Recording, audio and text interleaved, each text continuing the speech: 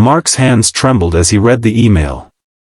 After 5 years of struggling to make ends meet, working overtime while raising his daughter alone, everything was about to change. But how did he get here? It began with one fateful night when he found his intimidating boss, Victoria, barely conscious in a bar surrounded by predatory strangers. What happened next would alter both their lives forever.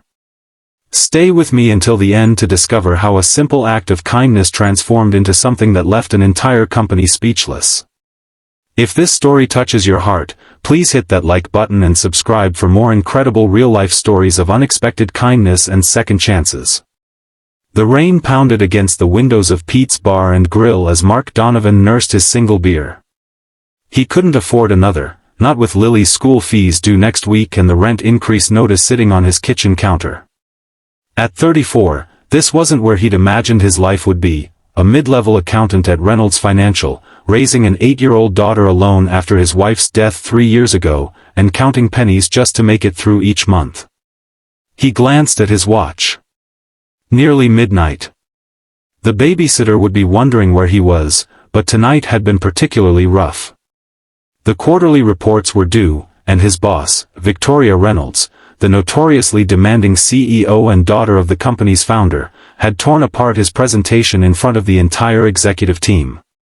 Mediocre at best, she'd called it, barely looking up from her phone. Mark had spent weeks on those projections. He was about to leave when the door to the bar swung open, letting in a gust of cold air and the unmistakable figure of Victoria Reynolds herself. Mark shrank into his booth. The last person he wanted to see was his boss, especially in this dingy bar miles from the financial district where executives like her typically socialized. Victoria looked different outside the office, more human somehow. Her usually perfect blonde hair was slightly disheveled, and she'd traded her designer suit for jeans and an expensive-looking blouse. She headed straight for the bar and ordered what appeared to be a double whiskey, downing it quickly before ordering another. Mark watched with growing concern as she consumed drink after drink. An hour later, she was visibly intoxicated, swaying slightly on her bar stool. That's when he noticed two men move closer to her, one of them discreetly signaling to the other. Something about their body language set off alarm bells in Mark's head. "Another round for the lady," one of them said, sliding onto the stool beside Victoria. She gave him a glazed smile, clearly too drunk to recognize the predatory gleam in his eyes. Mark hesitated. Victoria Reynolds was not his friend.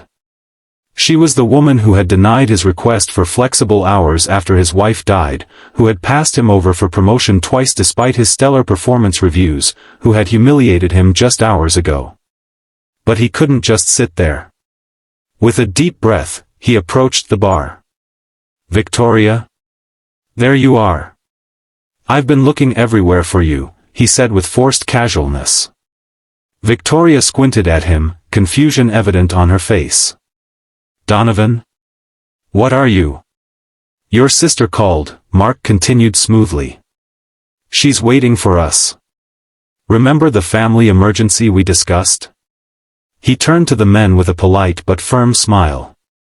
"Thanks for keeping my boss company, gentlemen, but we need to go." The larger of the two men stood up, towering over Mark. "She doesn't seem to know you, buddy. Why don't you mind your own business?" Mark felt a flicker of fear but stood his ground. "Victoria, it's Mark from accounting. We need to leave now." Something in his tone must have registered through her alcohol-fogged mind because Victoria suddenly nodded. "Yes, Mark. The emergency. Let's go." She attempted to stand and nearly collapsed. Mark caught her arm, supporting her weight. The men looked annoyed but backed off when the bartender, who had been watching the situation unfold, gave them a warning look. Getting Victoria to his car was a challenge. She alternated between moments of clarity and complete confusion, at one point accusing him of trying to steal her job. "Always so perfect, Donovan," she slurred. "Everyone loves reliable Mark. Never makes mistakes. Bet you're loving seeing me like this." Mark ignored her comments, focusing instead on buckling her into the passenger seat of his 10-year-old Honda. "Where do you live, Victoria?" She mumbled an address in the wealthiest part of the city, then promptly fell asleep against the window. Mark sighed and started driving, calling the babysitter to explain he'd be even later. Victoria's home turned out to be a stunning modern mansion with a gated entrance. Mark had to search through her purse for the gate remote, feeling uncomfortable invading her privacy but seeing no alternative. After helping her inside and ensuring she was safely on her couch with a glass of water, he left his number on a notepad with a brief explanation of what had happened. He arrived home at nearly 2 in the morning, paid the babysitter double for the inconvenience, and collapsed into bed, certain that tomorrow would bring either his termination or, at best, Victoria's icy denial that anything had happened. The next morning was chaos. Lily spilled orange juice on her school uniform, the car barely started, and Mark arrived at the office 15 minutes late, disheveled and dreading the inevitable confrontation with Victoria. But Victoria wasn't in yet, unusual for someone who typically arrived before dawn. Mark settled at his desk, trying to focus on work while anxiety gnawed at his stomach. At noon, a company-wide email announced that Victoria would be working remotely for the day, and Mark felt a momentary relief. That relief evaporated when his phone rang at 3 o'clock. "Mr. Donovan, please come to Ms. Reynolds' home office at 6 this evening," said her executive assistant in a clipped tone. "The address has been texted to you." Mark's heart sank. This was it, she was going to fire him in private to avoid a scene at the office.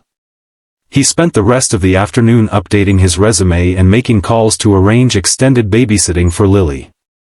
Victoria's house looked even more intimidating in the fading daylight.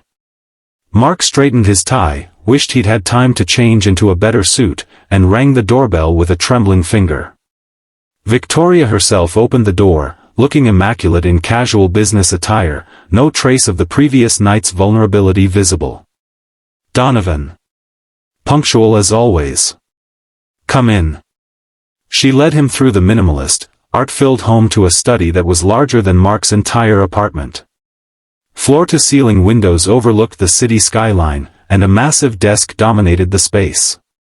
"Sit," she said, gesturing to a chair across from her desk. Mark obeyed, preparing himself for the worst. Victoria remained standing, pacing slowly. "I've spent the day reviewing your personnel file, Donovan. 7 years with the company. Consistently excellent performance reviews from your previous supervisors. Yet I've denied you promotion twice." Mark said nothing, unsure where this was going. "I also looked into your personal circumstances, which I should have done before. Your wife's death. Your daughter. The medical bills." She stopped pacing and faced him directly. "Last night, you had every reason to leave me to my fate. I've been nothing but harsh to you. Yet you intervened, potentially saving me from a truly unpleasant situation, then ensured I got home safely. Why?" Mark shifted uncomfortably. "It was the right thing to do. Anyone would have." "No," Victoria interrupted sharply. "Anyone would not have. Most people would have enjoyed seeing me brought low. Some might have even taken photos for social media." She sat down behind her desk. "I don't remember everything from last night, but I remember enough to know I was cruel to you. I believe I even suggested you were trying to take my job." She opened a folder on her desk. "The truth, Donovan, is that I've been unfair to you. When I took over as CEO 2 years ago, my father warned me about showing favoritism to certain employees. I overcorrected with you because your work was consistently excellent, and I didn't want to be accused of playing favorites." Mark blinked in surprise. This was not at all what he had expected. "Yesterday's presentation," Victoria continued, "was actually exceptional. I criticized it publicly because I was stressed about the board meeting and took it out on you. That was unprofessional and unkind." She pushed a document across the desk toward him. "This is a promotion offer. Senior financial analyst, reporting directly to me. It comes with a 40% salary increase, comprehensive benefits including childcare assistance, and flexible hours so you can be there for your daughter. Mark stared at the paper, unable to process what was happening. I don't understand. Victoria's expression softened slightly, the first time Mark had ever seen such vulnerability on her face. Last night made me realize I've been focusing on the wrong things. My father built this company on values of integrity and compassion, not just profit margins. Somewhere along the way, I lost sight of that. She stood again, walking to the window. I've been under immense pressure to prove myself as a female CEO, to show I'm as tough and uncompromising as any man in this position. But that's no excuse for failing to recognize and reward genuine talent and character. Mark looked down at the offer letter, seeing the salary figure that would change everything for him and Lily. "Thank you," he said quietly. "This means more than you know." Victoria turned back to him. "There's more. The company is implementing a new parental support program, offering subsidized childcare, emergency family leave, and college savings assistance. You're the first to be enrolled, but we'll be extending it company-wide next quarter." Mark felt a lump forming in his throat. After years of struggling alone, barely keeping his head above water, this felt like a lifeline he never expected. "Why?" he managed to ask. "One incident doesn't." "It's not just one incident," Victoria said. "It's what that incident revealed about your character, and about mine." She sat down again, her professional demeanor returning. "I expect great things from you in this new position, Donovan. Don't make me regret this decision." As Mark left Victoria's house that evening, contract signed and a weight lifted from his shoulders, he couldn't quite believe what had happened. One act of basic human decency had not only changed his professional trajectory but seemed to have sparked something in Victoria as well. The changes didn't stop there. Over the following weeks, the company culture transformed. Victoria began holding regular town halls, actually listening to employee concerns. The cutthroat atmosphere gradually shifted to one of collaboration. Mark's new position came with challenges, but also with the support and flexibility he needed to be both a successful professional and a present father. 3 months after that rainy night, Mark found himself presenting the new quarterly projections to the board of directors, something that would have been unimaginable before. As he concluded his presentation, Victoria stood. "Gentlemen, ladies," she addressed the board, "what Mark has demonstrated today exemplifies the new direction of Reynolds Financial. We're building a company that values not just excellence in performance, but excellence in character.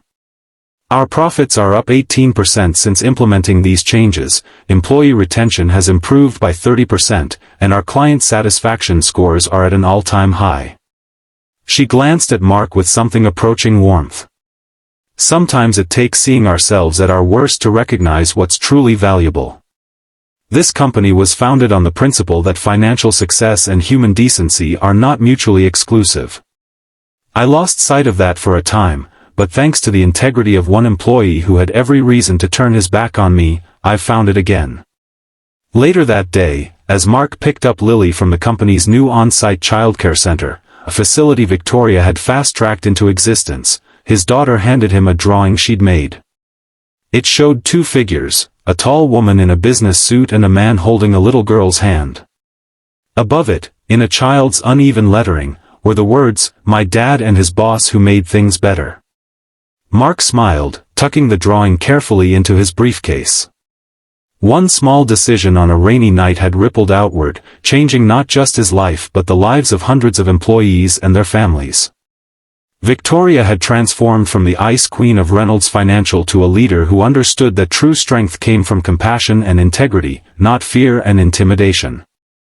As for Mark, he no longer lay awake at night worrying about bills or how to give Lily the life she deserved.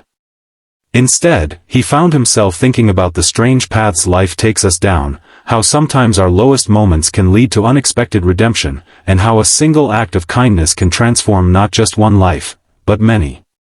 6 months after that fateful night, Reynolds Financial was featured in Business Weekly as one of the top companies for working parents, with Victoria Reynolds quoted saying, "Sometimes it takes seeing yourself through someone else's eyes to recognize who you truly want to be."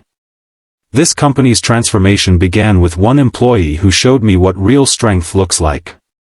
The article didn't mention Mark by name, but it didn't need to. He knew his part in the story, and that was enough.